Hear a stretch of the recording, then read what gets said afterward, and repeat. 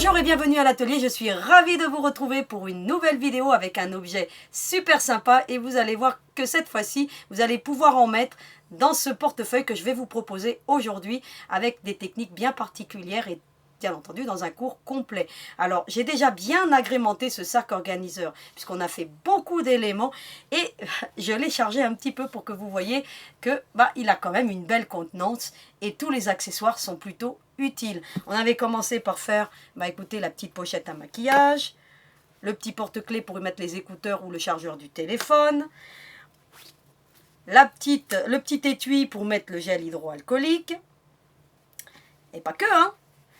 Le petit porte-carte avec les cartes de fidélité, hein. On continue. Le porte-stylo que nous avons fait donc la semaine dernière. J'ai l'étui à portable et je vous montre, je l'ai chargé avec mon portable. Donc c'est vous dire que quand même, vous voyez, tout rentre à l'intérieur. Et surtout qu'aujourd'hui, on va faire quelque chose qui est quand même assez volumineux. Et comme ça, vous allez vous rendre compte que je peux en mettre dans ce sac organiseur. Alors, j'ai décidé de faire un super portefeuille. Alors celui-ci, je l'ai fait entièrement en Geffitex, mais aujourd'hui, je vais employer une autre méthode pour qu'il soit moins épais et surtout pour que vous puissiez le faire avec vos machines familiales. Bien entendu, ça passe le Geffitex dans les machines familiales, donc je vais en mettre juste dans une poche, dans un endroit stratégique pour que vous puissiez avoir quelque chose qui tienne la route. Alors, il est super fonctionnel et vous allez voir qu'il a une excellente contenance et on peut y mettre, écoutez, tous nos papiers. Donc, voilà. Alors, je vais vous montrer ça.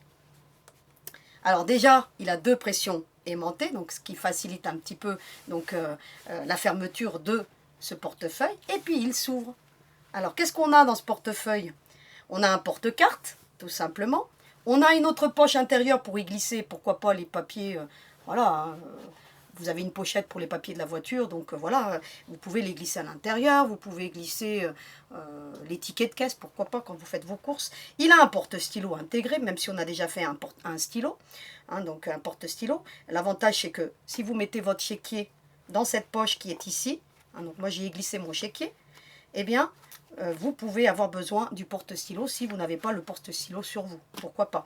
Et puis, vous avez une poche à zip pour y glisser soit des billets, soit éventuellement votre permis de conduire, hein, et donc il rentre à l'intérieur. Donc là, moi, j'ai pas mis le mien, mais vous pouvez mettre le permis de conduire.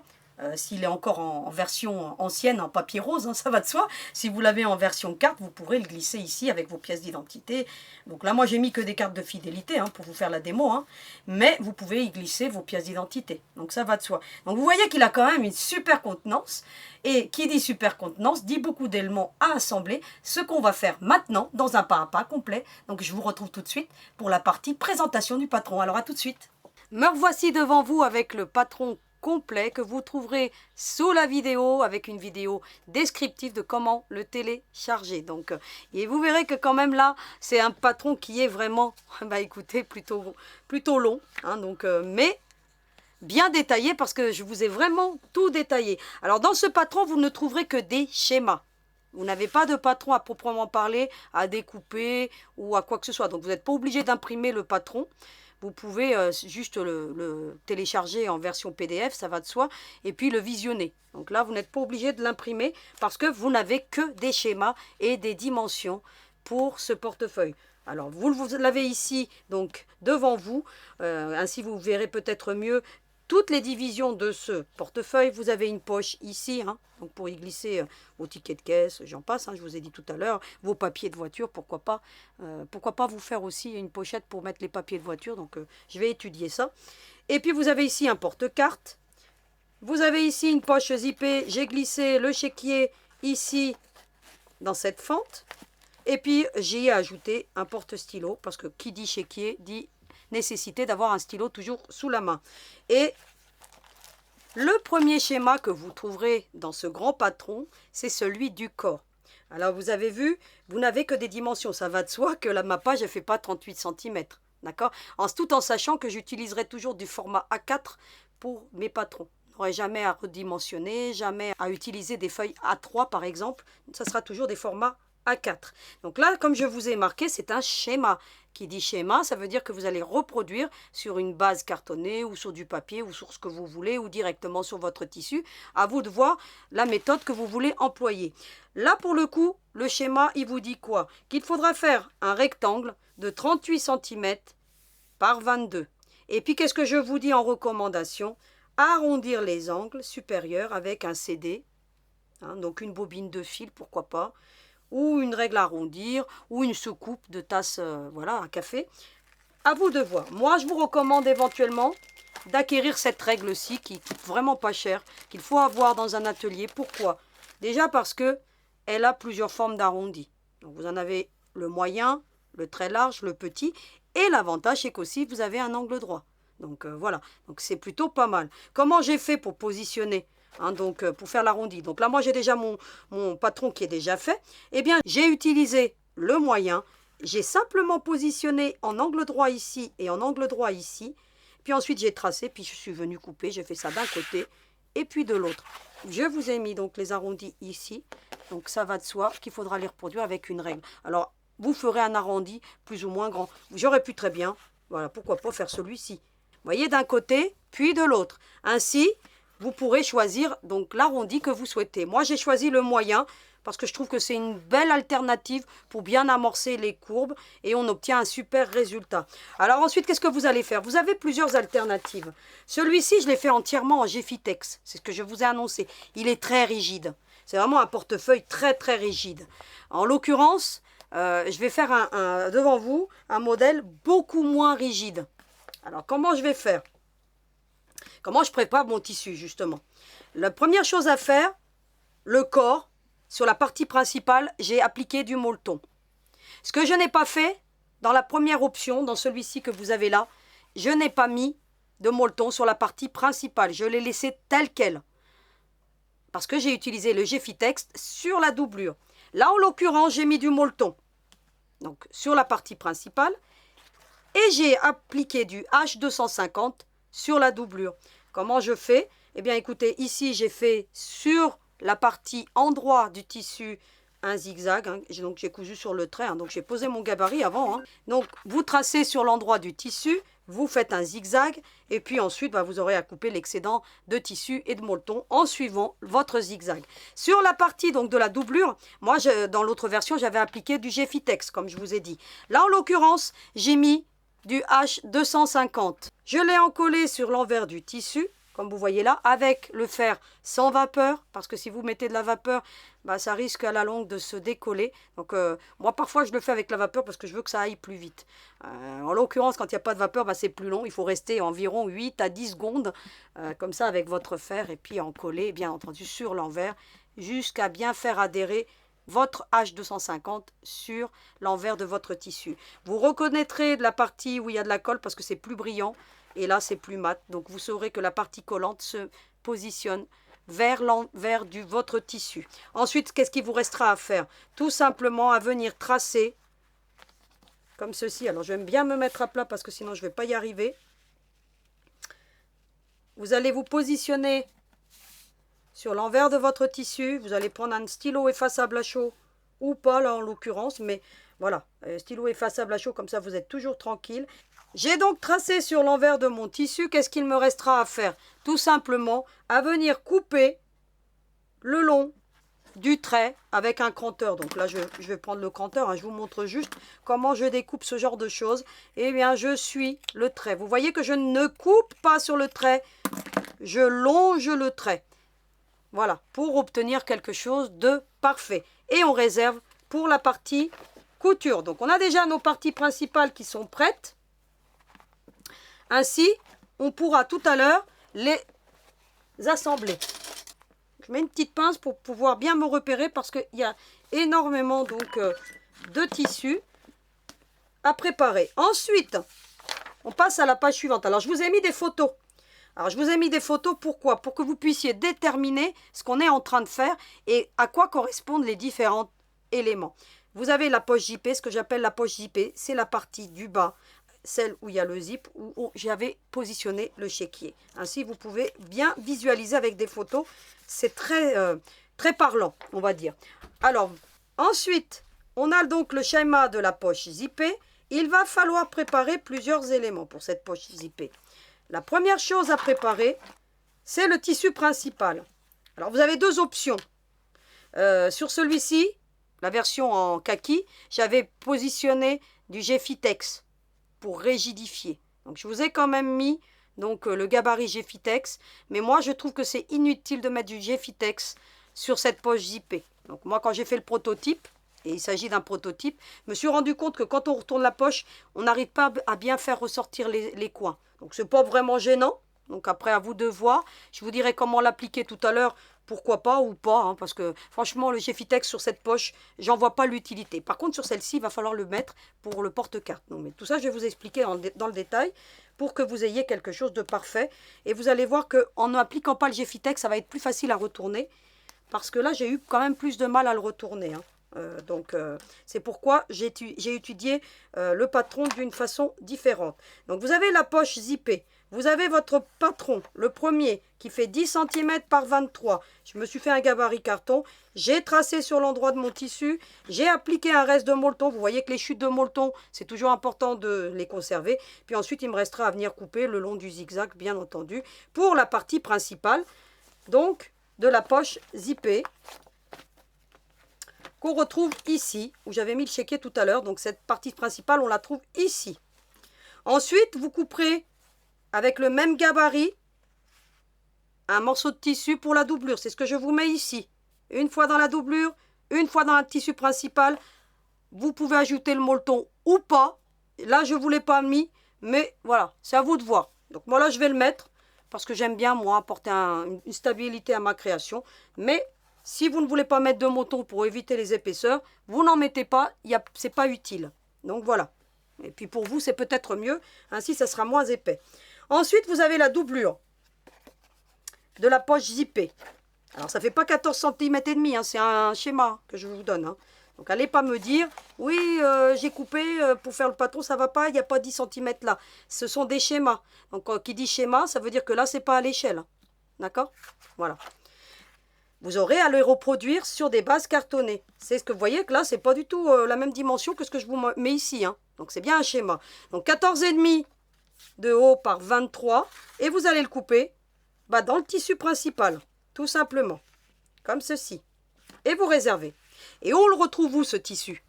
Eh bien, il forme votre biais qui est ici. Et il est à l'intérieur de la poche. Tout simplement. C'est pour que vous ayez quelque chose de juste parfait. Et vous le couperez aussi une fois dans la doublure. Donc, j'ai oublié de le mettre.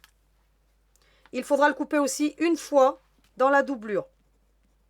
Donc, vous verrez ça tout à l'heure. Donc, il va falloir que je coupe un morceau de doublure. Donc, je l'ai oublié. Mea culpa. En faisant le patron, je me suis pas aperçu que j'avais oublié la doublure. Ou vous appliquerez aussi du molleton en option. Donc là, je ne vous le recommande pas, le molleton. Si vous voulez mettre du molleton, vous le mettez ici. Donc, je rectifierai cette page. Hein. Donc, vous aurez la page bien rectifiée. Donc, n'oubliez pas de le couper aussi une fois dans la doublure. Une fois partie principale, une fois doublure, pour avoir l'arrière ici et pour avoir l'intérieur ici doublé aussi. D'accord? Mais vous verrez que tout à l'heure, lorsqu'on fera la partie couture, ça vous paraîtra évident, ce que je vous dis. Ensuite, vous avez la doublure en option, le Geffitex. C'est pour celles qui veulent mettre du Geffitex au lieu de mettre du molleton. Mais si vous mettez du Geffitex, il ne faudra pas mettre du molleton. Ça va de soi. Donc, vous avez le gabarit. Moi, je ne vous recommande pas de le faire. Hein. Honnêtement, voilà. Je vous l'ai mis par principe pour celles qui veulent vraiment que ça soit rigide. Mais après, pour retourner, c'est un peu galère. Donc, voilà. Je vous l'ai mis tout de même. C'est pour ça que je vous ai marqué option. Ça va de soi. Vous aurez à préparer aussi des embouts de zip. Donc, alors, les embouts de zip, qu'est-ce que j'appelle ça, moi? Ce sont ces petites lanières qu'on retrouve ici et ici pour avoir une qualité professionnelle. Ça évite que votre zip vienne jusqu'au bout, que ça fasse de l'épaisseur lorsque vous allez retourner et lorsque surtout vous allez coudre. Ça facilite l'assemblage par la suite de mettre toujours des embouts de zip dans ce genre de création. Donc moi j'ai étudié pour que l'embout de zip soit bien positionné et pour que vous ayez une création très bien finie. Et là, en l'occurrence, vous voyez que ça apporte quelque chose de sympa, plutôt que d'avoir un zip qui vienne là et que ça fasse des rebords et que ça remonte votre poche et que ça fasse disgracieux. Donc là, vous avez le petit embout de zip. Il fera 3 cm par 4 cm de large. Bien entendu, il sera ajusté puisque je vous ai mis voilà, une belle largeur pour que vous puissiez utiliser sur tout type de zip. Alors ça va de soi que je vous mettrai en lien les zips puisque je vous dis qu'il faut des zips de 20 cm à couper sur une longueur de 19. Donc je vous en mettrai toute une panoplie parce que franchement j'en ai des super. J'en ai ici moi. Alors je les trouve super jolis. Hein. Vous voyez que là franchement ils sont super beaux. Et donc pour la création d'aujourd'hui, bah, écoutez, je vais utiliser un zip avec du bleu ciel. Bien voilà, pourquoi pas le rose ici. Vous voyez, puis la fermeture, elle est bleue. Donc ça va rehausser, ça va faire quelque chose de super joli. Donc, ou le bleu avec le orange, pourquoi pas. Donc, je vais voir tout à l'heure. Donc, ce qui ira le mieux. Ou le... Là, c'est encore le même. Mais vous voyez qu'ils sont super sympas. Donc, après, voilà, vous agrémentez comme vous voulez. Vous avez celui-ci aussi. Vous voyez? Donc, vous les agrémentez. Moi, j'aime bien assortir le curseur avec la création. Et puis, vous voyez, un petit peu de vert. Donc, voilà. Donc, franchement, ils sont super sympas et surtout de très belle qualité. Alors, vous pouvez utiliser n'importe quel morceau de zip. Des coupables, vous savez, les zips de longueur ou pas. Moi, j'aime pas trop les utiliser parce que les 3/4 du temps, on n'a jamais assez de curseur. Je préfère acheter la bonne longueur et puis couper. Parce que la méthode que je vous donne, elle s'applique aussi à tous les zips du commerce, sauf les zips en métal. Donc voilà, donc d'emboutissement. Et puis moi, les zips en métal, j'aime pas trop parce que ça passe en général pas très bien dans la machine à coudre. Ça les endommage. Donc je préfère les curseurs, les zips avec de la résine ou du plastique, ou ce que vous voulez. Mais voilà, donc je vous recommande plutôt ce genre de zip et je vous les mets sous la vidéo parce qu'ils sont pas chers du tout et vous en avez une très belle quantité. Et ils sont super sympas. Donc voilà, c'est ce que je vous dis. Prévoir un zip de 20 cm qu'il faudra couper à 19 et on verra tout à l'heure dans la partie couture. Ensuite, vous avez le positionnement des poches pour la carte. Donc, mais ça, vous allez voir que tout à l'heure, on a un schéma. Donc, je ne vais pas m'attarder là-dessus. Je vais plutôt me concentrer sur les pages suivantes parce qu'on a quand même beaucoup d'éléments. Et il va falloir que j'active un petit peu. Alors, vous avez ensuite un gabarit de 23 par 24. Donc à couper une fois dans le tissu principal. C'est ce qu'on retrouve ici, vous voyez, qui va former cette poche-ci, là où il y a le vert. Donc voilà. Et on réserve pour la partie couture. Donc je vais mettre des petites pinces partout pour que bien déterminer quels éléments je prépare. Parce que sinon après on risque de s'en mêler. Et faites la même chose que moi. Vous voyez, en ayant des petites pinces comme ça, je vous les mettrai en lien. C'est les pinces Jumbo de chez Clover. Et bien ça vous permet de préparer votre travail et d'éviter de mélanger toutes les chutes de tissu. Parce que vous arrivez devant la machine à coudre et vous ne savez plus à quoi ça sert. Et c'est vraiment plutôt fâcheux. Alors autant être organisé. Vous avez ensuite le porte-carte. Alors qu'est-ce que j'appelle le porte-carte, hein, ce sont toutes ces petites divisions que vous avez là. Donc il faudra couper 4 fois dans le tissu de la doublure. Donc là j'en ai 4. Tout simplement. Hein. Donc je vais aller les repasser pour que ça soit plus facile à utiliser. Mais j'en ai 4. Voilà. 2, 3, 4. Et puis pareil, hein, c'est à couper sur le trait. Alors une question qui m'est souvent posée. Je vais vous y répondre hein, parce que je ne peux plus répondre à tous les messages que je reçois. J'en reçois beaucoup de trop. Entre tous les réseaux sociaux, je suis un petit peu noyée. Donc, je vous mets toujours un petit cœur ou un petit pouce. Et parfois, je vous mets des réponses automatiques maintenant parce que ça me facilite le travail. Je ne peux plus répondre individuellement. C'est devenu impossible. Hein. Je reçois trop de messages. Du coup, il y a une question qui revient souvent. Est-ce que mes patrons, il faut rajouter des marges de couture? Non. Je tiens compte de toutes les marges de couture. Vous n'avez rien à faire à respecter texto ce que je vous mets. Quand je vous mets coudre sur le trait, vous cousez sur le trait. Quand je vous mets couper sur le trait, vous coupez sur le trait et vous ne rajoutez aucune marge de couture. Donc voilà. Donc comme ça, j'ai clarifié la chose et je ferai toujours en sorte de faire mes patrons sans marge de couture. Parce que je sais que pour les débutantes ou les débutants, rajouter des marges de couture, c'est pas évident. Surtout lorsqu'on fait des poupées ou ce genre de choses. Je tiens compte toujours des marges de couture, donc c'est des calculs que je fais moi en amont. Bien entendu, ça me donne beaucoup de travail de faire ce genre de choses comme ça, mais sachez que vous n'aurez pas à le faire. Donc voilà pour clarifier donc ce point. Donc de temps en temps, je répondrai à des questions comme ça qu'on me pose systématiquement parce que je lis tous les messages. Même si je n'y réponds pas, je lis tous vos messages. Donc voilà, sachez-le et je vous remercie du fond du cœur vraiment pour cet élan de sympathie parce que parfois, je suis émue aux larmes. Hein. Donc voilà. Donc il faudrait peut-être que je vous fasse même un porte Kleenex parce que souvent, je suis émue. Hein. Donc voilà. Pourquoi pas le faire d'ailleurs à cet effet justement. Ensuite, donc vous avez à couper le Geffitex. Alors là, je vous recommande vraiment d'avoir du Geffitex. Si vous n'avez pas de Geffitex, à défaut, vous prenez du molleton. Ou à défaut, pourquoi pas, je vais vous le rajouter, je le rajouterai même sur le patron après. Parce que vous voyez en cours de vidéo, parfois on peut rajouter des choses sur le patron. Du H250. C'est-à-dire que le H250, vous viendrez l'encoller sur la poche. Vous voyez qu'on a vu tout à l'heure. Voilà, vous viendrez l'encoller là-dessus pour apporter une rigidité, si vous n'avez pas de Geffitex. En l'occurrence, moi je vous recommande le Geffitex. Je vous mettrai en lien du Geffitex de très belle qualité, qui d'ailleurs est moins épais que celui-ci. Donc moi là, c'est un reste que j'ai, donc il est très épais. Je l'avais acheté chez Rascol. Je l'aime pas trop, il est trop épais, hein. J'en ai un autre qui est beaucoup moins épais. Vous voyez la différence, hein. Je vous le mets comme ça de profil pour que vous voyez bien. Alors, je l'utilise beaucoup, moi, le Geffitex, parce qu'en ce moment, je fais beaucoup de broderie autoportée, hein. C'est pas aéroporté, hein. Je vous avais vu la dernière fois, et quand j'ai visionné la vidéo, je me suis aperçu que dans mon élan, non, c'est autoporté. C'est-à-dire que c'est des objets en 3D, d'accord? Et le Geffitex, je l'utilise énormément aussi pour faire mes marque-pages en tissu. Et il faut en avoir du Geffitex dans l'atelier, parce que c'est très rigide, et ça vous permet d'obtenir quelque chose de vraiment sympa. Et d'autant plus que, même si vous le chiffonnez, vous voyez là, je le chiffonne, vous le repassez, il reprend la forme originelle, et puis vous obtenez quelque chose de super, et puis ça apporte de la rigidité dans certaines créations, notamment dans la broderie autoportée, donc que je fais actuellement beaucoup. Donc là actuellement je suis en train de faire une petite niche, donc je ne l'ai pas terminée. Donc voilà, donc pour mon petit pâteau, donc pour mettre sa photo et tout, ouais. Mais je vous montrerai tout ça. Donc voilà, là aujourd'hui on va se concentrer uniquement sur ce portefeuille parce qu'il y a beaucoup d'éléments. Ensuite vous avez un schéma complet de la doublure pour le positionnement des poches, où je vous indique beaucoup d'éléments qu'on va voir tout à l'heure dans la partie couture. Donc je vais le prendre avec moi et puis je vous expliquerai ça en cours de couture, ça sera beaucoup plus facile. Et ensuite, bah écoutez, le dernier élément, hein, vous l'aurez compris, c'est le porte-stylo, fait 8 cm par 15 à couper une fois dans le tissu principal pour apporter un contraste. Donc je fais en sorte de vous mettre les différentes tonalités de tissu pour que vous puissiez avoir un contraste. Donc, et puis en fin de page, vous avez une fourniture sur le matériel. Puis ensuite, vous avez mon petit verset que je vais vous lire très rapidement. Mais le fruit de l'esprit, c'est l'amour, la joie, la paix, la patience, la bonté, la bénignité, la fidélité, la douceur et la tempérance. Et tout ça, c'est des caractéristiques moi qui me tiennent à cœur. Donc voilà, l'amour, c'est l'essentiel et c'est ce qui motive cette chaîne d'ailleurs. Donc maintenant, je vous retrouve dans la partie couture pour assembler tout ce beau petit monde parce qu'on a du travail. Alors à tout de suite. Me revoici donc avec tous les éléments et on va commencer par la poche zippée. Donc c'est cette poche qu'on trouve ici. Et j'ai devant moi tous les éléments qui composent la poche zippée.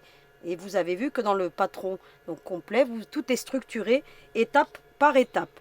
Alors, on va commencer donc par cette fameuse poche. Alors, on a les deux éléments qui sont là et on a le zip de 20 cm. Qu'est-ce qu'on va faire? La première chose à faire, c'est déjà de venir couper ici. Hop, vous allez ouvrir le zip et vous avez enlevé juste les extrémités comme ça. Voilà.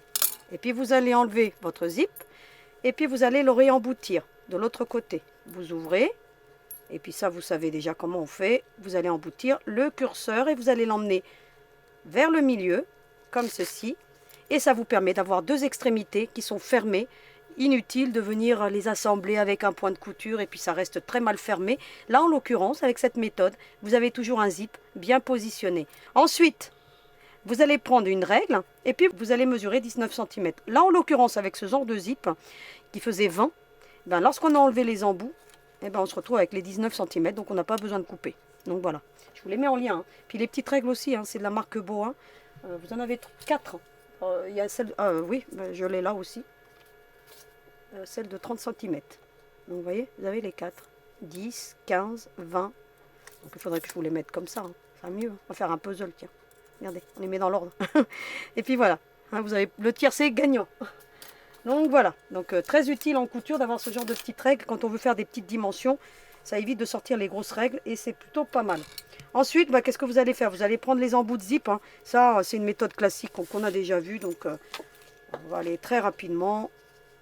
Donc je vais faire un côté et puis l'autre c'est exactement la même chose. Endroit contre endroit, vous voyez là, endroit, envers du zip. Vous prenez ça en tenaille. Éventuellement, vous prenez des petites pinces. Vous positionnez comme ça. Ça vous aide à tout maintenir. Ça sécurise votre travail. Et puis, hop, vous prenez votre marge de couture. Je vous recommande de mettre une aiguille de 90 ou de 100. Là, moi, la mienne, c'est une de 80, donc je ne l'ai même pas changée. Et puis, vous voyez qu'avec le Jiffy-Tech, je n'ai pas eu de soucis. Donc, si ça a bougé, c'est pas grave. Moi, mon tissu était très extensible. Donc, je vais ensuite couper l'excédent. Et bien ensuite, je viens de faire une petite couture ici de maintien pour m'aider à maintenir cet embout de zip. Inutile de faire une couture ici. Vous voyez qu'ici, je ne l'ai pas faite. Hein, je ne l'ai pas faite, donc ne la faites pas. Ça fait disgracieux. Et puis ensuite, on coupe les excédents avec le cranteur. Vous venez, vous coupez les excédents comme ça. Vous ajustez tout simplement. Parce que vous en avez trop. Hein. Donc voilà. Si vous avez des zips beaucoup plus larges, vous élargissez donc le patron. Vous rajoutez, je sais pas là, 1,5 cm ou pas. Donc il faisait 4 de haut par 3 de large. Vous le mettez à 3,5 par exemple, s'il est plus large. D'accord?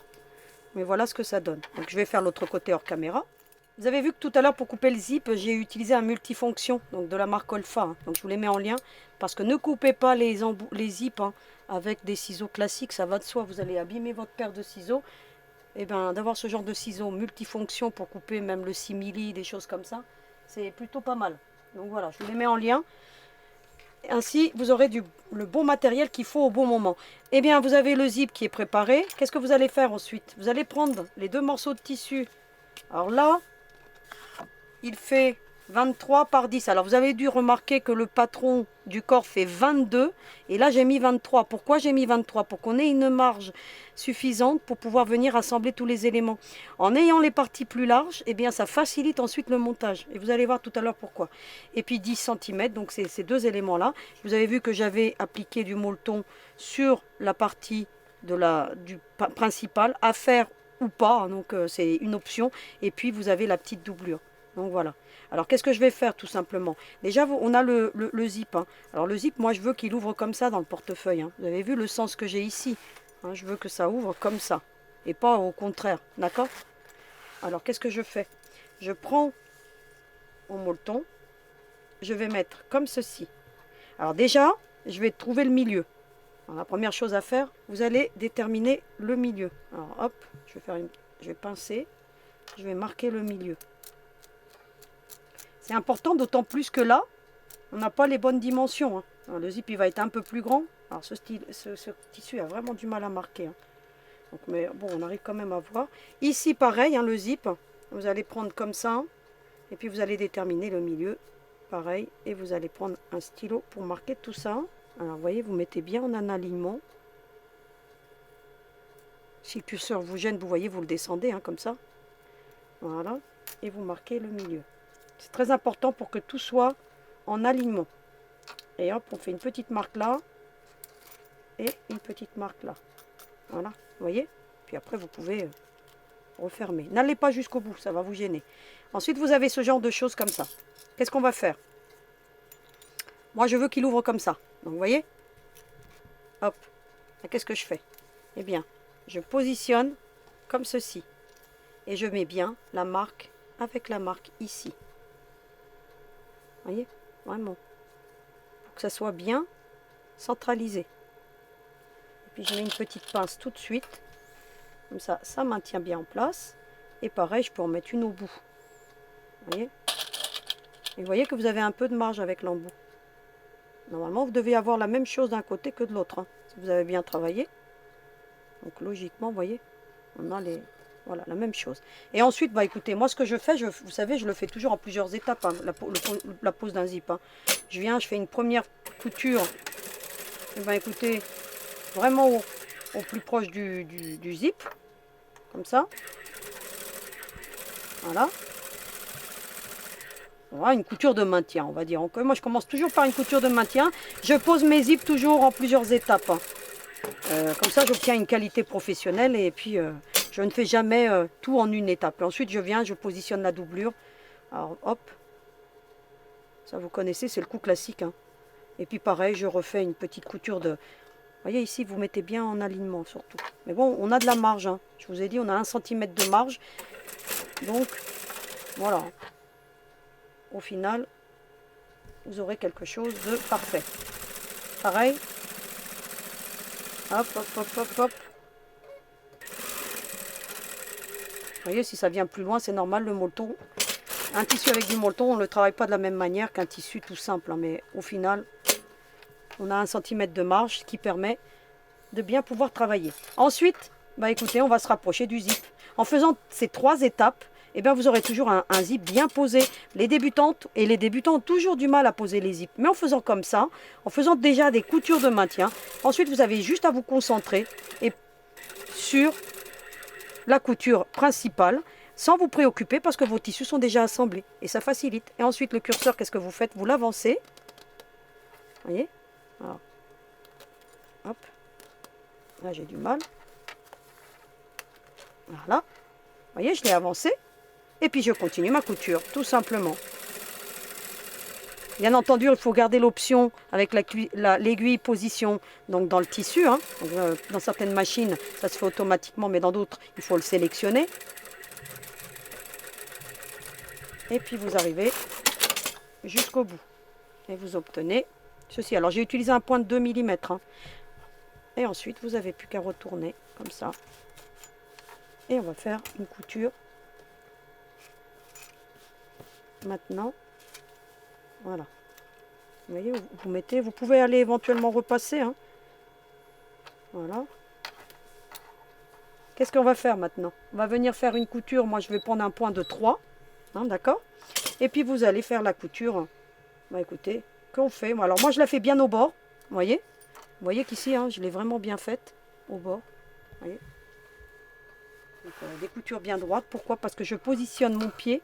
Vous voyez? Ici, la rainure, elle vient ici, moi.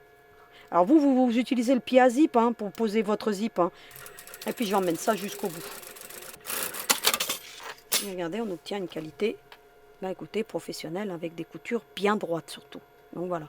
Ensuite, qu'est-ce que je vais faire? Je vais venir positionner l'autre partie. Alors, l'autre partie, vous l'avez ici. Et elle est plus grande. Vous allez comprendre pourquoi elle est plus grande.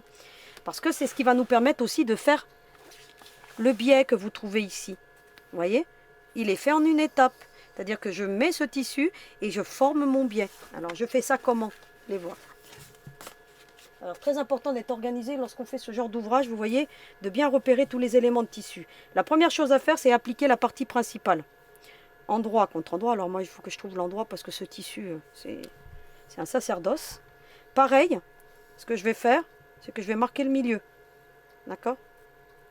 Alors, si j'y arrive avec ce tissu, je vous dis, c'est vraiment compliqué, mais c'est là. Vous voyez, le milieu. Voilà. Vous allez ensuite, pareil, hein, mettre marque avec marque, comme ça. C'est important hein, de marquer les milieux, parce que sinon vous allez avoir du décalage. Et si vous avez du décalage, eh ben, vous n'avez plus qu'à redéfaire. Vous voyez, là, en l'occurrence, tout tombe bien. Hein, vous voyez, en partant du milieu. Je vais mettre une petite pince ici, et une au bout. C'est juste pour m'aider à démarrer. Hein. Et pareil, je vais faire ma petite couture de maintien. Hein, regardez. Je ne me préoccupe même pas du curseur, il ne me gêne pas. C'est juste au bord. Hein, je le fais vraiment au bord. Voilà. Et ça me permet de tout maintenir en place. Vous avez vu? Vraiment, voilà. Hein, vous voyez, c'est vraiment la couture de maintien. Ensuite, je vais appliquer la doublure. Et bien, la doublure, je vais la positionner comme ceci. Vous voyez? Et je me resserre de l'autre poche pour aligner, hein, donc voilà. Hein. Et pareil, je vais faire une petite couture de maintien. Alors moi, j'ai pas mis de pince, hein, mais vous épinglez si vous voulez. Hein. Donc les débutants et les débutantes sauront quoi faire. Hein. Mettre des épingles. Hein. Les os. Voilà, vous voyez. Hein. Comme ça, j'obtiens les deux parties, endroit contre endroit. Ensuite, je vais me rapprocher le plus possible de mon zip, comme je fais habituellement. Donc là, ce que je vais faire, c'est que je vais ouvrir un petit peu, parce que sinon ça va me gêner, quitte à le refermer après. Alors, j'y vais, je démarre hein, tranquillement. Vous voyez, avec mon doigt là, je la vois la rainure, hein, avec la sens.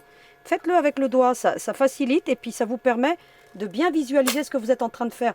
Cette méthode avec le doigt, regardez, eh bien, elle vous permet de bien suivre. Regardez. Regardez. Hop. Et vous allez arriver jusqu'au bout. Et vous obtenez ceci. Voilà, vous voyez. Ensuite, qu'est-ce qu'on va faire? On va former notre biais, tout simplement. Eh bien, vous allez plier comme ça. Alors là, vous allez en avoir plus de votre doublure. Hein. Donc, je ne vous ai pas refait un patron, vous ajustez, hein, puis vous gardez les chutes. Hein. C'est normal. Hein.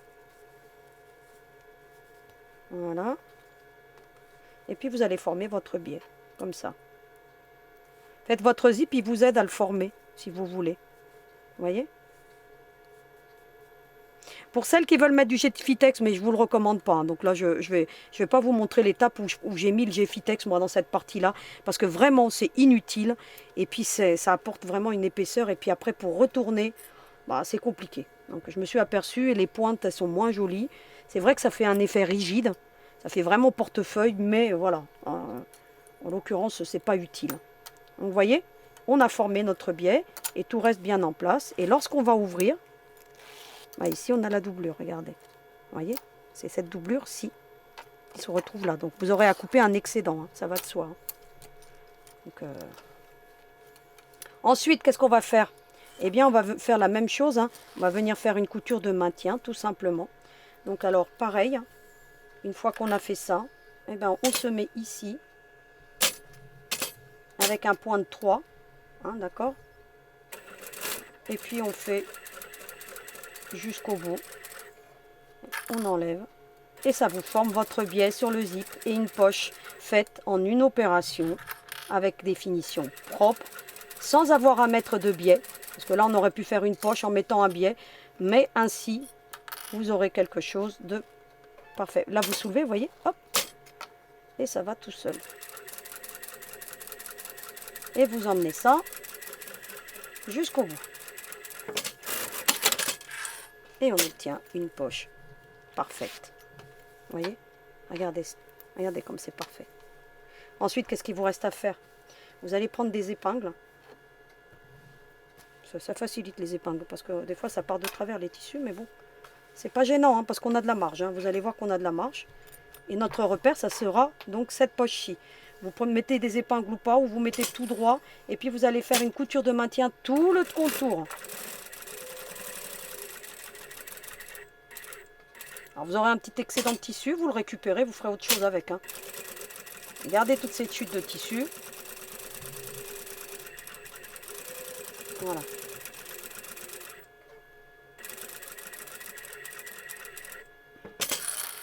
Alors je l'ai fait comme ça pour que justement on n'ait pas le souci d'avoir à se poser de questions lorsqu'on place. Vous voyez comme ça, il vaut mieux en avoir de trop. Vous voyez là, on en a de trop. Hein. Vous allez voir que quand on va couper, on a une petite marge. Alors c'est fait, c'est voulu. Hein. C'est pour que justement on n'ait pas à être trop juste lorsqu'on fait ce genre de poche. Parce que tout dépend aussi comment vous allez former votre biais. Vous allez peut-être le fermer un peu plus grand. Comment vous allez vous rapprocher avec votre zip. C'est pour ça que j'ai laissé une marge. Hein. Donc soyez pas étonnés, ce n'est pas une erreur du patron. C'est justement pour vous permettre soit de vous rapprocher. Donc moi j'ai une semelle étroite, mais vous voyez que je ne suis pas trop près du zip. Mais vous, avec votre pied de zip, vous serez plus proche. Donc ce qui fait que ça vous laisse de la marge pour pouvoir bien amorcer cette poche. Et puis ensuite, bah, vous venez couper tous les excédents parfaitement en vous repérant donc sur la partie principale pour venir couper tous ces excédents. Regardez, hop. Vous voyez, il y a vraiment pas grand chose. Hein. Voilà, à couper. Hein. Tout dépend comment vous allez travailler votre biais, comment vous allez vous rapprocher du zip ou pas. Donc c'est pour ça qu'il y a de la marge. Ça, vous êtes tranquille. Et on a fait donc cette poche zippée qui est moins épaisse que celle-ci et qui sera plus facile à retourner. Donc voilà. Donc je vous recommande quand même de mettre le petit molleton. Hein. Après vous le mettez ou pas. Hein. Donc à vous de voir. Donc moi je garde la chute. Ça me permettra de faire autre chose. Donc voilà pour cette poche zippée. Ensuite, on va se concentrer maintenant sur la partie du porte-cartes que vous avez ici. Donc la poche plus les porte-cartes. Et on va avoir besoin du Géfitex, de la grande partie de tissu qui faisait 24 par 23. Donc 24 par 23. Donc vous l'avez comme ça. Donc moi j'avais fait un demi-plan. Hein. Donc voilà. Et puis on va avoir besoin des 4 morceaux de tissu qui faisaient 10,5 par 23. On va commencer par faire les porte-cartes. Allons-y, soyons fous. Donc les porte-cartes, c'est ce genre de petit tissu. Donc vous avez 4 morceaux de tissu. Vous allez mettre endroit contre endroit. Et c'est tout simple. vous allez faire une couture. Alors, je vais mettre le point à 2. Et puis, on va faire une couture comme ça, tout simplement. Hop. Et on emmène ça jusqu'au bout. Ce que je fais là, vous allez faire la même chose pour les 3 autres qui resteront. Ensuite, vous allez retourner tout simplement. Alors, moi là, j'utilise mon pouce. Il n'y a pas besoin d'avoir de retourne-biais ni quoi que ce soit. Ça se fait très bien à la main. Et on a obtenu une première poche. Alors, vous allez me dire comment elle fait pour faire des poches ensuite avec ça. Vous allez voir. Il y a des positionnements à faire. Ils vont être assez sympas. Voilà. Hop. Pareil, la couture, vous allez l'emmener en bas comme ça. Ça, elle ne vous gênera plus. Hop. Vous emmenez ça comme ça. Vous pouvez ouvrir la couture hein, si vous voulez ou pas. Donc là, moi, je ne l'ai pas fait. Ça ne se verra pas. Et puis, vous pouvez aller les repasser surtout. Donc là, il faut aller les repasser. Donc ça, c'est à faire. Donc pour les 3 autres. Ce que je vais faire tout à l'heure hors caméra. D'accord? Et puis, je vous montrerai le résultat tout à l'heure. Voilà ce qu'on obtient une fois qu'on a tout bien repassé. Vous avez vu que la marge de couture est restée donc sur l'arrière, mais sur la partie basse. Hein, donc comme ça, ici on a des bords qui sont propres. Inutile de faire une couture ici. Vous avez bien marqué le pli. Ça ne bougera pas. Vous voyez ici dans le porte-carte. Hein, vous voyez que ça ne bouge pas. Hein. Donc il n'y a pas nécessité de mettre des coutures qui alourdissent les créations et qui franchement c'est disgracieux. Donc voilà. Donc inutile de le faire. Ici, vous avez vu que c'est plutôt sympa. Ensuite, qu'est-ce que vous allez faire? Vous allez prendre ce grand morceau de tissu, donc qui faisait, je ne sais plus combien, hein. Il faisait 24 de mémoire, je crois. Je vous avais dit 24 par 23. Donc 23 et puis 24. Donc vous avez le 24 ici, donc ça veut dire qu'il va falloir plier endroit contre endroit comme ça. Donc ici, vous avez les 23. D'accord? Pour que vous sachiez, parce que ça ressemble presque à un carré, même si c'est un rectangle. Hein. Et vous allez faire une couture.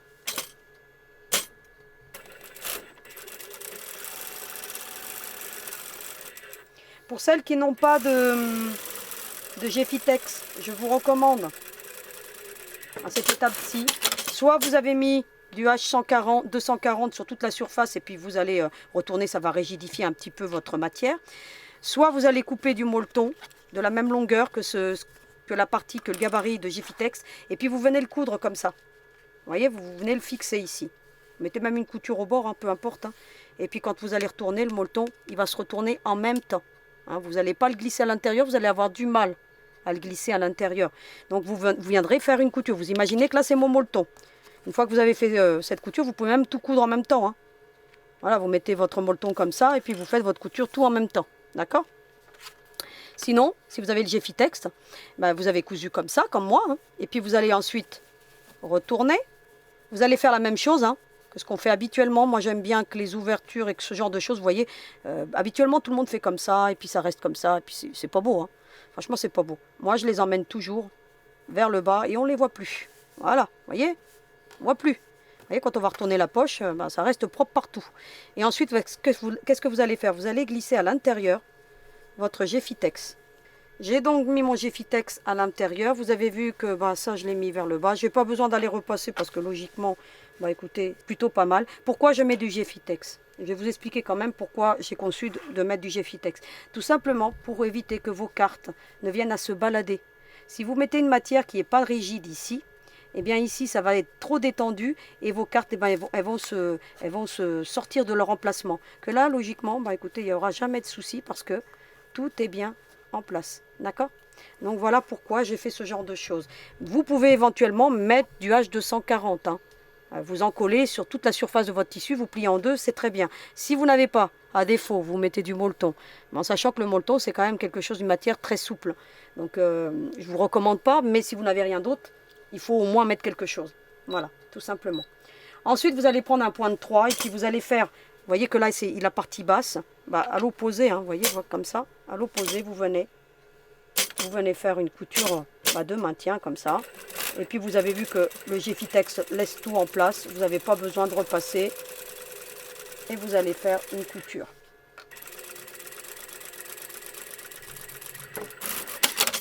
Et voilà ce qu'on obtient. Ensuite, ce que vous allez faire, vous allez prendre une règle à patchwork. Vous allez vous prémunir donc du ce qu'on appelle le schéma de la doublure pour le positionnement des poches. Et pour le positionnement donc de chacune des petites poches, vous avez déjà ici des indications. Vous l'avez aussi dans une des photos que je vous ai mis où je vous avais marqué positionnement des poches. Mais dans ce gabarit, vous l'avez aussi. Vous allez faire une première ligne à 4 cm à partir du bas. Donc, je vais prendre un feutre effaçable à chaud, ça va se soi, hein. Et puis je vais tracer correctement pour que je puisse bien voir. Vous avez une première ligne à 4 cm. Ensuite, vous allez tracer des lignes tous les 1,5. Une première ligne, comme sur le schéma. C'est pour ça que je vous ai fait un schéma. Hop. Vous voyez? Et ensuite une dernière, tous les 1,5 cm, comme je vous l'ai dit. Voilà. J'essaye de faire en sorte que vous voyez bien parce que ce tissu est vraiment difficile à marquer. Voilà ce qu'on obtient. Qu'est-ce qu'on va faire maintenant?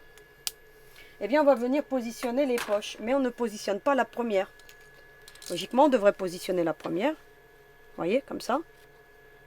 Mais elle va nous gêner. Qu'est-ce qu'on va faire? On va venir positionner la deuxième. Et la deuxième, on la positionne sur la deuxième ligne. Vous voyez, vous avez la première à 4 cm qui nous a permis de faire les autres. En fait, cette première ligne de 4 cm, elle nous permet de faire les autres, tout simplement. Eh bien, vous allez maintenant positionner sur la deuxième ligne, comme ceci. Vous allez retourner comme ceci. Et vous allez venir coudre la base. Alors, j'essaie de centraliser parce que mon tissu, vous avez vu que il est plus large. C'est le Geffitex qui fait cet effet-là. Eh bien, ensuite, vous allez faire ici une petite couture dans le fond. Et vous allez prendre un point serré de 2. Hein. Vous voyez, vous faites en sorte que tout soit bien en alignement. Hein. Et hop, vous allez coudre le fond. Alors, ça bouge. Hein. C'est l'effet Geffitex. Mais bon, vous voyez ici, ça bouge, mais c'est pas grave. Parce que de toute façon, on a 1 cm de marge, hein, justement. Hein. Donc, voilà. Ensuite, vous allez positionner la deuxième. Alors, comment on fait pour positionner la deuxième? Vous allez positionner celle-ci comme ça. Vous voyez là? Vous allez la glisser même à l'intérieur, comme ça. Et vous allez positionner sur la ligne suivante.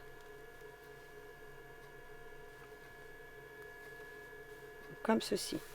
Et vous allez coudre le fond de la même manière. Voilà ce qu'on obtient. Vous avez vu? Ensuite, regardez, lorsqu'on les repositionne, eh bien, on obtient quelque chose de parfait. Donc ici, après, je vais venir mettre un petit coup de ciseau, hein, parce que mon tissu est tellement extensible que vous voyez, il est plus large que ma bande. Hein. Donc, je vais venir ajuster après. Donc, c'est pas gênant. Ensuite, eh bien, je fais la suivante. Qu'est-ce que je fais? Je soulève. Hein. Vous avez vu? Tac. Tac. Eh bien, je viens positionner la suivante. Vous voyez, alors je la mets bien droite ici. Éventuellement, vous mettez des pinces, vous. Hein. Vous voyez, sur la dernière ligne. Et je soulève les deux autres. Et je viens faire une couture. Voilà ce qu'on obtient. Alors, ça ressemble à un livre, hein, si vous voulez. Hein. Vous avez vu que toutes les coutures, elles se retrouvent en bas. Elles ne gênent pas. Ça se fera vraiment très propre. Ici, on obtient des bords propres.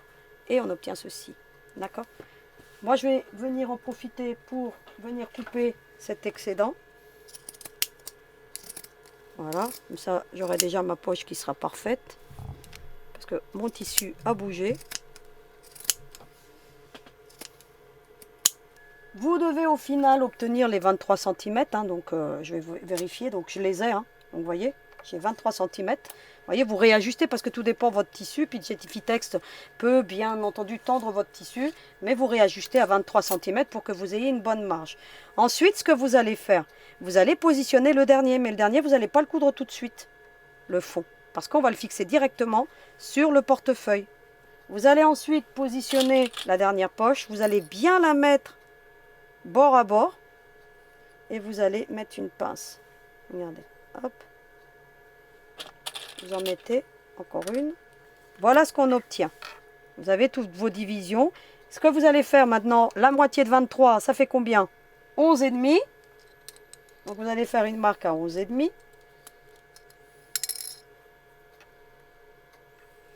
Vous allez en faire une autre un peu plus haut, comme ça au moins vous avez plusieurs points d'ancrage. Et vous allez faire un trait au milieu. comme ceci. Alors, vous pouvez même vous mettre en angle droit avec la règle. Et puis vous allez suivre. Donc voilà, ça passe plus ou moins au milieu, c'est pas gênant. Voilà. Alors vous allez bien tracer, moi mon stylo il marque plus.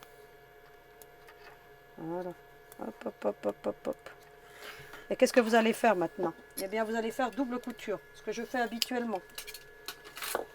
Vous voyez, j'ai fait une double couture. Alors vous en faites qu'une si vous voulez. Moi j'aime bien faire la petite double couture parce que ainsi, bah écoutez, ça fixe bien, ça évite les déchirements si vous voulez. Cette petite double couture. Comment je la fais? Vous voyez, je pars du bas vers le haut. Et puis, vous voyez avec mon pied là, hein, je suis là. Vous voyez, comme ça là. Et puis, alors, je vais bien me mettre en alignement. Et puis je suis comme ça. Je fais une première ligne. Et puis je m'arrête.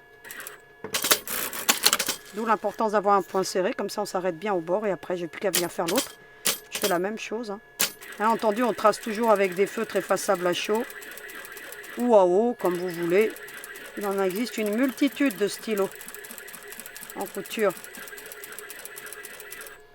ou un mine trait. Ça va de soi que vous mettrez tout le matériel en lien. Voilà ce qu'on obtient, cette petite double couture qui nous permet de bien fixer les divisions.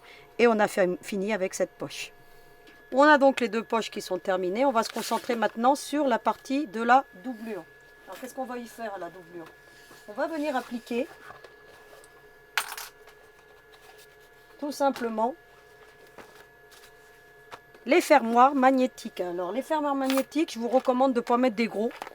Donc il existe des petits. Alors je vous mettrai une boîte où vous avez plein de petits, des dorés et tout ça. Alors celle-ci, il y avait des grands et des petits, mais dans l'autre que je vais vous mettre en lien, il n'y aura que des petits. Alors c'est des 14 mm, hein, je crois, de mémoire.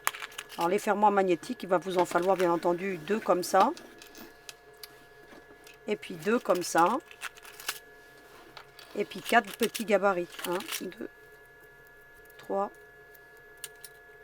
4. D'accord? Voilà. Comme ça, vous avez les petits fermoirs. Si vous n'avez pas de fermoir, bah, vous mettez ce que vous avez, hein, donc des pressions à coudre. Il en existe des pressions aimantées à coudre. Vous mettez ce que vous avez. Moi, je vous recommande celles-ci parce qu'elles sont vraiment topissimes. Et franchement, celles-ci sont de très très jolie qualité. Donc voilà. Donc j'ai les 4 et je vous mettrai la boîte en lien. Éventuellement, je pourrais vous mettre celle-là parce que vous avez des gros aussi. Donc ça peut servir. Donc, mais bon. Voilà. Je vous mettrai les deux, puis comme ça, vous ferez votre choix. Mais sachez que avoir des petits, c'est très bien lorsqu'on fait des portefeuilles, des choses comme ça. C'est plus sympa que de mettre des gros. Donc, qu'est-ce qu'on va faire? Vous avez des indications que je vous ai marquées dans le patron. Donc là, je ne l'ai pas sur moi, le reste du patron. Mais vous avez toutes les indications. Je vous ai dit qu'il fallait tracer une ligne à 3 cm du haut sur la doublure. C'est ce que vous allez faire. Vous allez prendre votre règle. Vous allez mesurer 3 cm. Vous mettez bien droit. Puis vous allez faire une ligne à 3 cm. Comme ceci. D'accord? Ensuite, à partir du bord droit, vous allez mesurer 3 cm ou 3 cm et demi. Donc là, moi, je vous ai mis 3 cm et demi parce que j'ai trouvé que là, bah, c'était un petit peu trop au bord. Vous voyez? Mais bon, c'est sympa comme ça. Donc vous mettez à 3 cm ou 3 cm et demi, comme vous voulez. Donc là, je vais faire à 3 cm et demi, pourquoi pas. Pour voir ce que ça donne. Et vous voyez, je me mets là, et puis je me mets au prolongement. C'est pas à partir de l'arrondi, hein, les 3 cm et demi. Hein. D'accord? Est-ce que je les ai bien, les 3 cm? 1, 2, 3, oui, 3 et demi. Ce que je fais là, vous faites la même chose, ça va de soi, de l'autre côté, mais sur le bord droit. 3 et demi. Voilà, je me mets 3 et demi. Alors, 1, 2, 3. Alors, je ne vois pas forcément clair. Et vous voyez, le fait d'avoir ce genre de règle, avec l'angle droit, bah, vous n'avez plus qu'à venir mettre, comme ça. D'accord? Et qu'est-ce qu'on va faire? On va prendre le gabarit. Alors, je vais faire un côté avec vous, et puis l'autre, vous aurez compris que c'est le même principe. Hein. Vous allez prendre le gabarit, comme ça. Vous le mettez au milieu de votre marquage. Et puis, vous allez faire ça. Voilà. Vous voyez, on voit bien. Vous allez prendre un poinçon de chez Clover. Si vous ne l'avez pas, bah, je vous recommande de l'avoir. Sinon, vous prenez un poinçon que vous avez. Mais celui-ci, il est très bien. Parce qu'il est très pointu, il est très fin. Donc là, en l'occurrence, hop, ça va être parfait. 3 cm, 3 cm et demi, comme vous voulez. Là, je l'ai fait à 3 cm et demi pour vous montrer la différence. Je pense que ça va être plus sympa. Donc après, ça a pas d'incidence. Mais si vous employez 3 cm ici et demi, ça veut dire que sur la partie principale, il faudra prendre 3 cm et demi. Donc voilà, hein, je vous le dis, hein, parce que si vous prenez 3 cm d'un côté et puis 3 cm et demi de l'autre, bah, vous n'allez pas tomber en face ensuite. Hein. Ensuite, voilà, vous allez faire comme ça. Vous allez prendre ensuite un morceau de Geffitex ou de Molton. Là, je vais prendre du Geffitex parce que j'en ai des chutes. Hein. Donc voilà. Et puis, c'est très rigide, donc c'est juste parfait. Hein. Et puis, vous allez, voilà, vous mettre au centre. Comme ça. Vous allez faire pareil. Hein. Prendre le gabarit. Vous allez faire ensuite avec... Ne prenez pas de découpe vite hein, pour faire des incisions. Hein. Surtout pas. Hein. Ça déchire le tissu. Le poinçon écarte la matière. Donc c'est l'idéal. Et vous voyez, ça perce très bien sur le Geffitex. Vous allez le positionner sur l'envers. C'est un renfort, je vous recommande de faire ça. Si vous n'avez pas de Geffitex, bien entendu du Molton, c'est très bien. Ou du tissu, vous le doublez, triplez si vous n'avez pas de Molton. Voilà, après, vous trouvez vos petites méthodes. Et puis vous allez écarter les ailettes. Vous ne les mettez pas vers l'intérieur, ça crée de l'épaisseur. Il y en a qui le font. Moi, je ne vous recommande pas.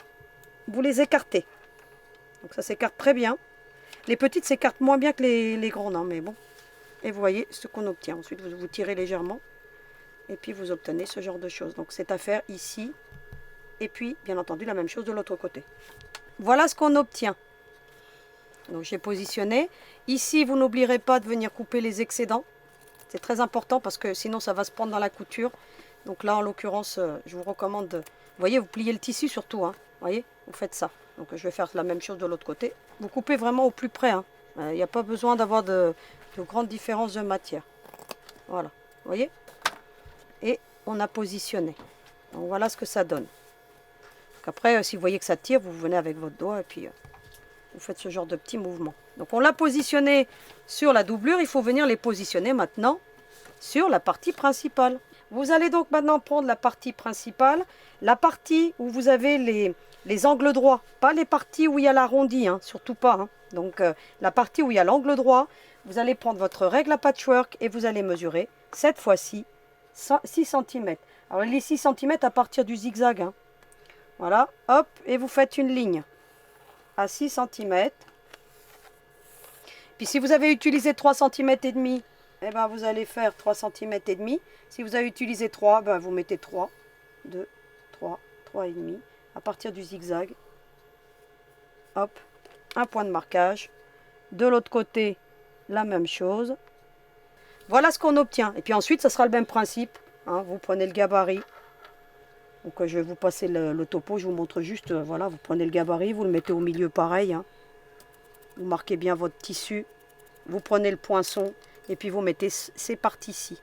D'accord? Donc voilà. Donc je vais faire hors caméra. Parce que vous avez compris le principe. Pareil, vous rajouterez un petit bout de Geffitex derrière. Même s'il y a le molleton. Voilà, parce que ça fait du renfort et c'est très bien sur ce genre de choses. Ça évite que ça vienne à s'enlever par la suite. Donc voilà. Donc je le termine et puis je vous montre le résultat. Voilà ce qu'on obtient. Donc sur la doublure, sur la partie principale. Vous voyez, c'est à l'opposé. Hein. Donc voilà. Ensuite, qu'est-ce qu'on va faire? On va prendre la poche où il y a le zip. Et on va prendre la partie principale. On va prendre la poche sur la partie principale. J'insiste bien. Hein. Et vous allez positionner endroit contre endroit comme ceci. D'accord? Alors, mais avant de faire ça, on va déterminer le milieu pour bien centraliser le tout parce qu'il faut vraiment bien centraliser. Comme ça. Parce que comme la poche est plus large que la partie principale, il faut venir marquer. Hein. Là, pareil. Hop. Alors, n'oubliez pas cette étape, hein, sinon vous allez avoir un décalage. Vous voyez, par rapport aux embouts de zip. Et vous allez positionner marque avec marque comme ça, en suivant l'alignement du bas de votre partie principale du corps. Et logiquement, vous devriez avoir les mêmes, voyez, voilà. Si vous avez bien travaillé, logiquement, on devrait obtenir la même chose. C'est une méthode qu'on a déjà vue. C'est pour éviter d'avoir une ouverture dans une partie principale et cette ouverture va se retrouver à l'intérieur de la poche. Vous savez que maintenant, moi, je calcule tout pour que ça vienne bien se positionner et pour éviter d'avoir des ouvertures dans des endroits visibles.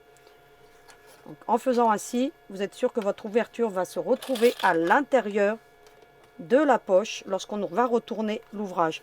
Eh bien, j'ai bien la partie principale, hein, celle qui a le molleton. Vous avez vu?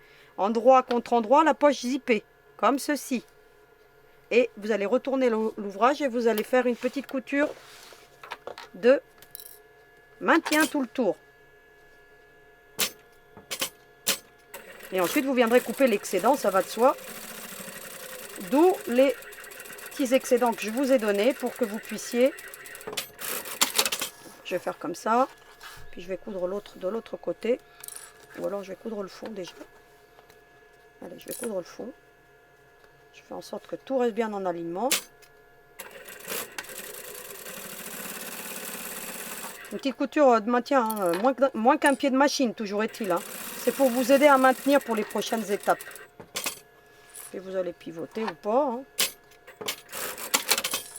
Vous allez prendre votre ciseau amplifeuille et vous allez enlever le demi-centimètre qui est en trop, qui était voulu pour nous faciliter toutes les étapes.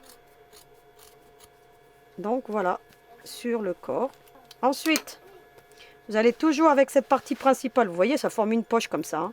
Donc elle est à l'envers. Mais lorsqu'on va retourner, eh bien, elle se retrouvera à l'endroit. Vous allez voir, c'est magique. C'est ce que je fais habituellement. Ensuite, vous allez déterminer une ouverture, comme ceci. Et vous allez faire cette fois-ci une couture avec votre marge de couture. Alors, moi, vous voyez, je vais faire une belle ouverture. Hein. Voilà. Vous voyez, vous prenez votre marge de couture cette fois-ci. Toujours avec un point serré de 2 mm ou 1,90 comme vous voulez. Vous voyez la couture, je vais vous retourner, vous allez la voir. Vous avez vu? Vous auriez pu la faire plus grande, hein, comme vous voulez. Vous pouvez aller plus loin. Voilà. Là, moi, je l'ai mis à peu près à 3 cm hein, de chaque côté. Puis regardez, ça me laisse pas mal de doigts pour pouvoir retourner. Donc, mais comme à cause du Geffitex, il faut vraiment laisser une belle ouverture. Voilà. La partie principale est préparée. Elle est prête pour le montage. On la réserve et on se concentre sur la doublure maintenant. Sur la doublure, vous allez prendre le plan initial que je vous avais donné, le positionnement. Il y a une mesure que je ne vous ai pas mis, mais je vais vous la rajouter après. Il faudra tenir compte que toute la poche avec le biais, donc ici j'ai oublié de vous marquer, mais ici c'est le biais. Dans ma précipitation, parfois, ici c'est le biais qui s'est formé hein, de la poche. Et vous avez des codes couleurs, hein, donc là moi vous ne l'avez pas, mais vous allez pouvoir bien déterminer, puisque moi j'ai mis des couleurs. Là on ne le voit pas bien systématiquement, mais pour chaque partie, donc du rabat, cette poche-ci vous avez une couleur. Pour la partie vide, vous avez une couleur. Pour la poche zippée, vous avez une autre couleur. Donc vous allez bien différencier donc, à l'écran. Donc moi là, on ne le voit pas forcément parce que je peux imprimer qu'en noir et blanc. Mais on va dire que toute la poche, en fait, toute cette poche-là ici, là, c'est-à-dire ça, plus le zip, plus le biais, fait 11 cm. À plus ou moins 11 cm, 11 cm et demi, peu importe. Moi, j'ai calculé pour 11. Mais vous, si vous avez 11 cm et demi ou moins, c'est pas grave. Vous tenez compte de 11 cm. Ensuite, vous avez un vide de 3 cm. Le vide, c'est pour pouvoir venir mettre le porte-stylo, qu'on va faire tout à l'heure, hein, puisqu'on ne l'a pas encore fait, le porte-stylo. Et pour pouvoir venir ensuite appliquer donc, la poche avec le porte-carte. Parce qu'on n'a pas encore fait le porte-stylo dans ma précipitation. Je l'ai un peu laissé de côté, mais on va le faire après. Donc, ce n'est pas gênant. On va d'abord se concentrer sur le traçage, puisque je suis dans le traçage. Ce que vous allez faire, 11 plus 3 cm qu'on a ici, ça fait 14. Donc, on va tracer une ligne à 14 cm. Tout simplement. Vous allez prendre votre règle à patchwork. Vous allez prendre votre doublure en partant du bas. Vous allez positionner votre règle à 14 cm. Donc, alors, j'essaie d'être bien droite parce que là, en l'occurrence, ce n'est pas toujours évident. Hein. Vous tracez à plat, hein, surtout. Vous voyez, je suis à 14 cm. Eh bien, je viens tracer une ligne à 14 cm et ça va être l'emplacement de mon porte-stylo et de ma poche. D'accord? Vous avez ce genre de choses. Ensuite, vous pouvez faire ici une marque à 11 cm parce que 22 divisé par 2, ça fait 11 cm de chaque côté. D'accord? Sur votre poche, vous n'avez pas besoin de mettre le milieu parce que vous l'aviez déjà tracé tout à l'heure. Donc, après, on n'aura plus qu'à venir la positionner comme ça. Vous voyez, vous avez toujours un demi-centimètre de chaque côté. D'accord? Mais avant ça, on va se concentrer sur le porte-stylo. Alors, le porte-stylo, vous le faites ou vous ne le faites pas. Moi, je trouve que ça apporte un charme supplémentaire. Donc on va le faire tout de suite. Alors le porte-stylo, c'est très rapide. Hein. Pour un peu, j'allais oublier cet élément-ci. Et puis, ben, c'est à cette étape-ci qu'il ne faut pas l'oublier.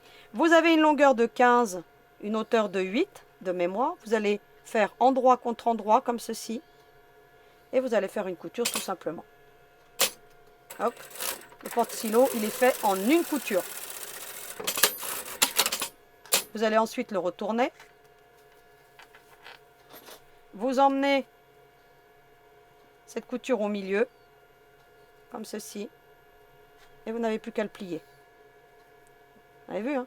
On a retourné, on a mis la couture au milieu et on plie comme ça. Vous pouvez couper un petit excédent si vous voulez. Moi, je ne l'ai pas coupé dans l'autre. Hein. De toute façon, on ne le voit pas, c'est à l'intérieur de la poche. Et puis, vous vous mettez deux petites pinces et vous le faites ou pas. Donc, c'est pour ça que je vous ai dit, elle se faisait en une couture, mais moi, je vais le faire. Bah, écoutez, je vais faire une petite couture de maintien. Ça paye pas de mine. Et je vais même couper un petit excédent. Bon, alors, vous le faites ou pas. Vous voyez là, je coupe un petit excédent parce qu'il il y a de la marge hein, pour le porte-stylo. Puis vous allez mesurer votre stylo. Voilà. Moi j'ai fait pour un petit stylo. Donc voilà. Vous voyez ici là, un petit stylo. Mais si vous voulez le faire plus grand, vous avez de la marge pour pouvoir le faire plus grand. Vous venez, vous emboutissez votre stylo à l'intérieur comme ça. Vous voyez là. Là vous vouliez le faire par exemple pour un très gros. Hein. Là je vais à l'extrême. Hein. Eh ben, vous voyez, ben, vous allez coudre juste la largeur qu'il vous faut, puisque le porte-stylo va venir là-dedans. Donc là, c'est trop gros, hein. Ça va de soi, on ne va pas mettre ça comme stylo. Mais voilà, vous avez par exemple le feutre là. Allez, c'est un bon exemple ça. Il est plus gros que mon autre stylo. Vous allez faire une petite marque par rapport au stylo que vous avez habituel. Et puis ça va vous permettre de bien mettre tout en alignement. Donc voilà. Qu'est-ce qu'on va faire maintenant? On va se concentrer donc sur la pose de la poche. Ici, celle-ci, qu'on n'a pas encore posée. Alors on va venir marquer le milieu du porte-stylo. Hop. Bon, l'autre je l'ai fait à l'œil, hein, mais là pour vous je vais mettre le milieu. Voilà. Et puis vous allez le rentrer en fonction de la largeur que vous voulez. Éventuellement. Alors, mettez bien au milieu. Vous pouvez venir mettre tout de suite une couture de maintien, ça va faciliter. Hein. Moi je ne l'avais pas fait dans l'autre. Vous voyez, vous mettez bien au milieu. Éventuellement, vous vous aidez d'un stylo. Alors, un stylo basique, hein, je vais prendre un stylo basique. Et puis, vous vous aidez pour savoir quelle largeur vous voulez. Là, ça dépend de vous, hein, du stylo que vous allez mettre ou quoi que ce soit. Hein. Donc, moi, je vous ai laissé la marge. Moi, je trouve que là, bah, écoutez, je vais le monter un peu plus. Voilà. Vous voyez? Voilà, comme ça. À plus ou moins, comme vous voulez. Hein, d'accord? Moi, je vais prendre ça comme marge. Et puis, vous vérifiez que vous avez la même hauteur. Et vous regardez. Vous mettez une petite couture. Ça ne paye pas de mine. Et puis, ça vous le fixe. Éventuellement, vous pouvez surjeter. Hein, ici, là. Si vous voulez. Moi, je ne l'ai pas fait. Hein. Donc, voilà. Ça reste à l'intérieur de la poche. Ça ne bougera pas. Vous pouvez même en mettre une deuxième. Hein. Allez, hop. Soyons fous. Ça le fixe mieux. Et puis, ça ne vous gênera pas à l'intérieur de la poche. Voilà. Et des étapes que j'avais pas fait, mais bon, que je trouve que, vous voyez, des fois en cours de couture, comme ça, ben, on apporte des améliorations à une création. Ensuite, ben, vous allez fixer votre poche, tout simplement. Alors, vous avez marqué le milieu, là.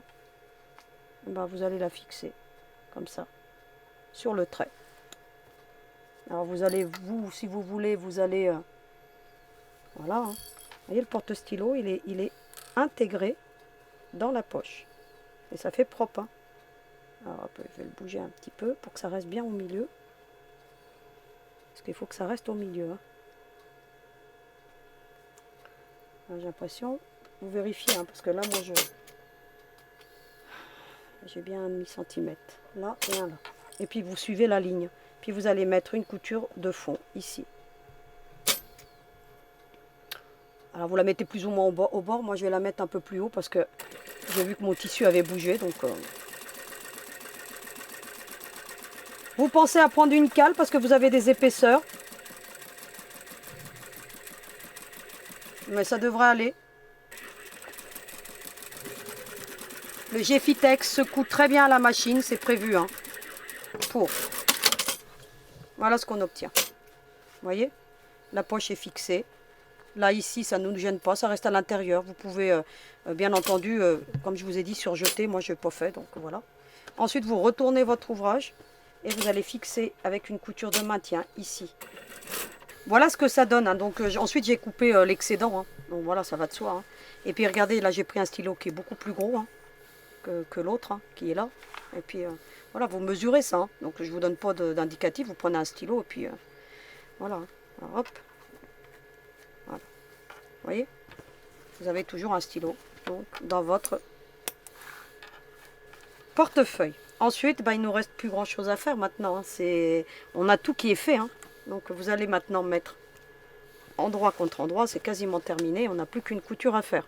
Donc vous voyez. Et ben vous allez mettre endroit contre endroit ce que vous allez faire. Donc là, je vais faire hors caméra. Vous avez compris. Hein. Vous allez mettre bien tout en alignement avec des pinces, hein, surtout. N'utilisez pas d'épingles hein, parce que voilà. C'est plus compliqué, les pinces, ça facilite. Donc vous allez tout épingler. Donc voilà, tout le contour. J'ai tout mis endroit contre endroit, hein, donc ça va de soi. Vous avez vu que tout à l'heure, on avait fait une couture, ici. Donc, je ne sais pas si vous allez le voir, mais sur l'envers, vous vous souvenez très bien de cette couture. Donc on avait fait. Eh bien, vous allez faire comme ce qu'on fait habituellement. Donc voilà, donc vous allez déterminer l'ouverture, mais vous allez légèrement passer par-dessus celle-ci.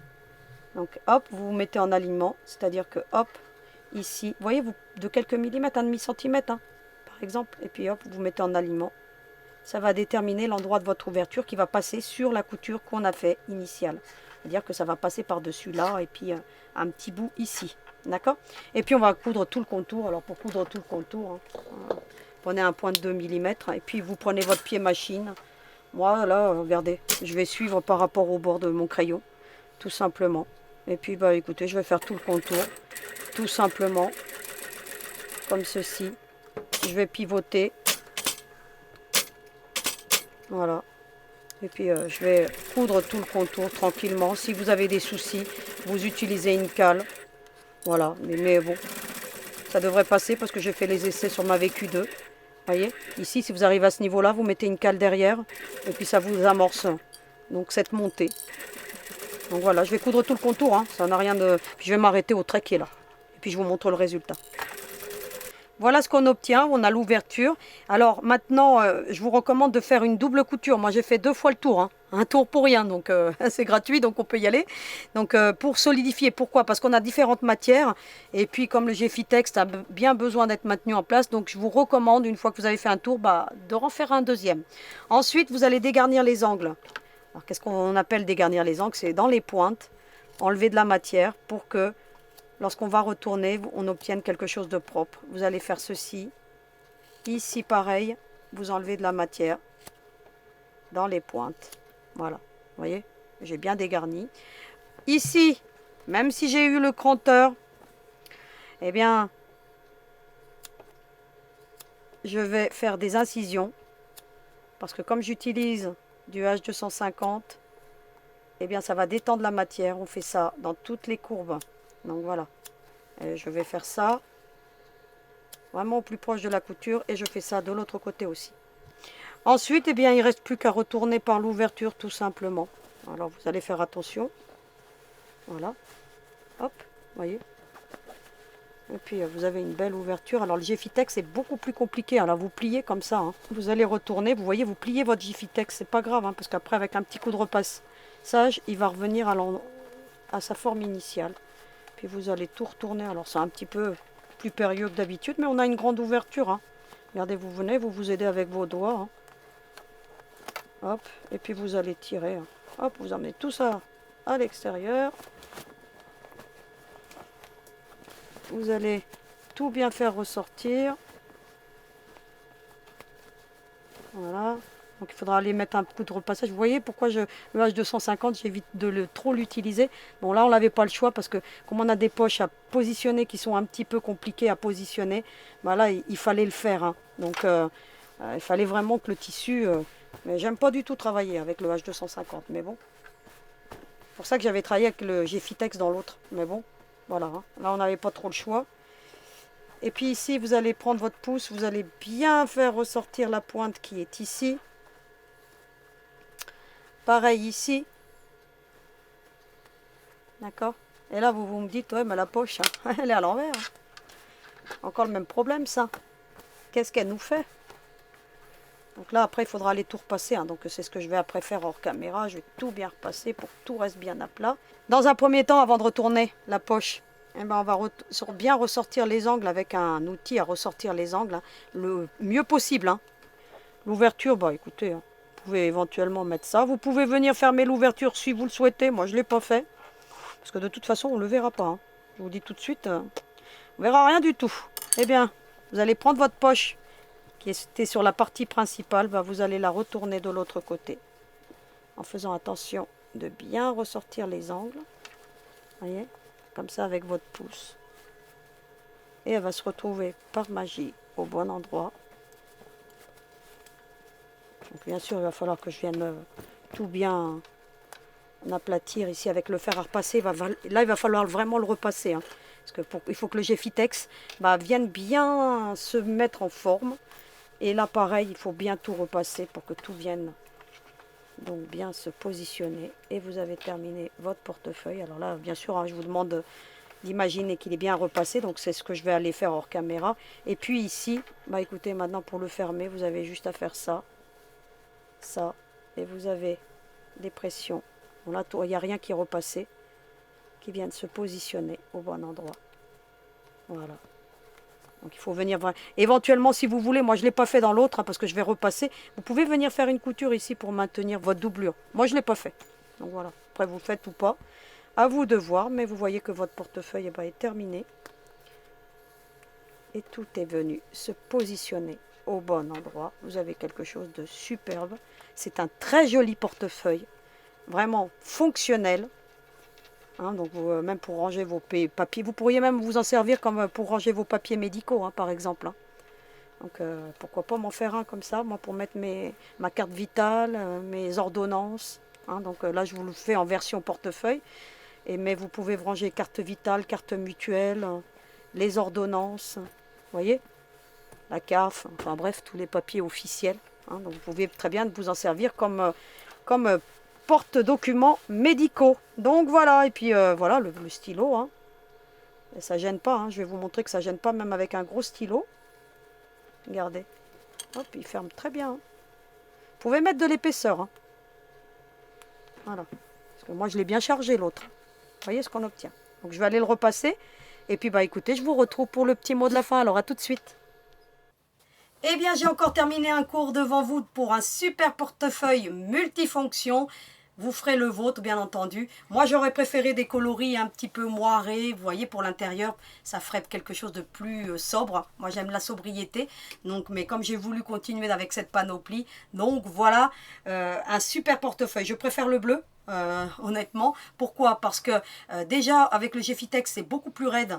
Et écoutez, il est plus haut. Hein, donc, vous voyez qu'en utilisant les matières, vous avez quand même une différence de quelques centimètres. Donc, vous ne verrez pas forcément, je vais vous le mettre comme ça vous allez voir. Et puis, c'est beaucoup plus difficile à travailler. Si vous respectez les matériaux que je vous ai donnés en cours de vidéo, vous obtiendrez ce super résultat. Après repassage, je peux vous assurer qu'il est resté juste parfait, plus parfait que celui-ci. Et puis, écoutez, les pressions aimantées mis à 3,5 cm, je trouve ça plus sympa. Ça fait beaucoup plus sympa que sur celui-ci qui sont beaucoup trop au bord. Je trouve qu'à 3 cm, donc je vais vous le rectifier dans le patron. Mettez-les à 3,5 cm, c'est juste parfait. Et regardez ce résultat qu'on obtient. Vraiment quelque chose de super.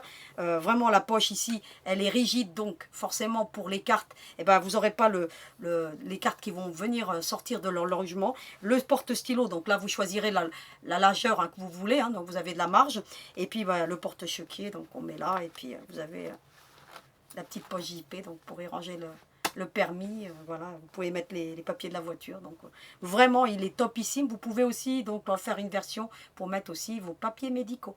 L'idée m'est venue en cours de vidéo. Et vous voyez que parfois, quand on travaille, les idées fusent.